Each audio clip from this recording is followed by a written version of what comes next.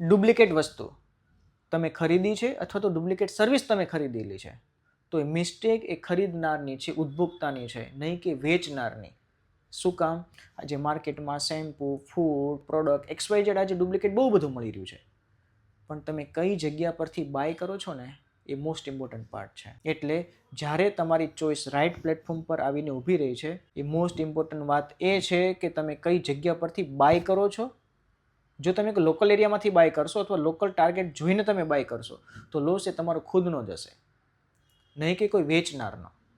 Same બિઝનેસની અંદર પણ ખૂબ જરૂરી છે. તમે કોઈ ફ્રેશર, કોઈની કોપી કરીને માર્કેટમાં જે બિઝનેસ કરતા હોય, કોઈનું કોપી પેસ્ટ વર્ક કરીને તમને ડિલિવર કરતા હોય, તો એવી એજન્સી સાથે જોડાઈને આજે માર્કેટની અંદર તમારો બિઝનેસને તમે લોસ કરી રહ્યા છો, બસ ખાલી નજીવા ખર્ચના લીધે. તો મોસ્ટ ઇમ્પોર્ટન્ટ પાર્ટ છે, તમે જે પણ કંઈ ખરીદી કરો છો કે જે પણ સર્વિસ લઈ રહ્યા છો, એ રાઇટ પ્લેસને આઈડેન્ટિફાઈ કરો, એનું ભૂતકાળ ચેક કરો, એની ક્રિએટિવિટી ચેક કરો, એના કોન્સેપ્ટ આઈડિયાને ચેક કરો, એનું ઇક્વિપમેન્ટ કે એના લોકેશનને ચેક કરો અને પછી તમે બાય કરો.